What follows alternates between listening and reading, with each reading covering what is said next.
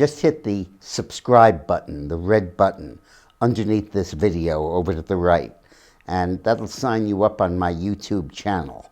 And then you can hit the small bell icon, so a little bell will go off and tell you each time I've started to broadcast a new one. I hope you enjoy it. To give you a flavor of what the secret police are like, you should listen to this story from my book, 50 Shades of Politics, a collection of 100 short autobiographic vignettes from my political career. I was working in Romania for a woman named Leah Roberts, who was herself Romanian, but had fled the country during the Ceausescu brutal communist dictatorship and moved to the United States. And now she was coming back to Romania to run for president against the old communists who were making a bid to come back into power. And the Seguridad, the secret police, was determined to stop her by any means they could.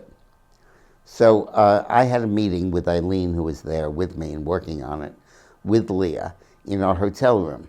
And we spent hours going through strategy and what we should say and our message and the whole bit.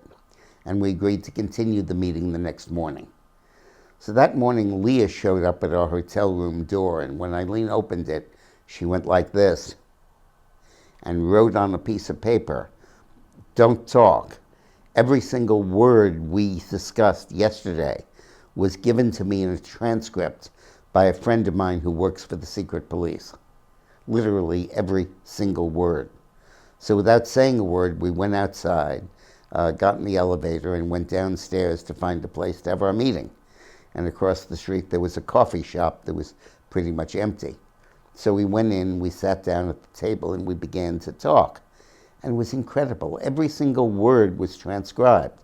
She showed us a transcript of everything we had said, taped, recorded, and circulated. So obviously we wanted to be sure this meeting was not taped.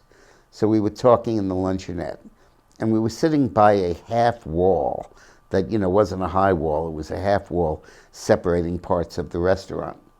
And I went to go to the bathroom, and I looked behind the wall, and there was only one other guy in the restaurant. And he was sitting adjacent to the wall with earphones on, a tape recorder, and a stethoscope to the wall, listening to what we were discussing. Again, taping what we were saying. Their presence was just all over the place, ubiquitous. We learned that one of our main advisors, in fact, the guy who brought me into the campaign in the first place, had been involved with the secret police, the Seguridad himself. And it just became clear that this was a society completely dominated by the secret police. And what the police would do is not send you to the gulag to torture you anymore or kill you. Those were the old days. What they would do now is work on getting compromising information about you, stuff that you didn't want to come out. They would pass a tax law that nobody could pay, and then they would get a businessman for tax evasion and would threaten to put him in jail or expose him. They would check out sexual affairs that people had. And the whole goal was to get what they called compromat, the compromising material, to discipline people into line. And they used the societal sense of shame to discipline their people. Incredible episode.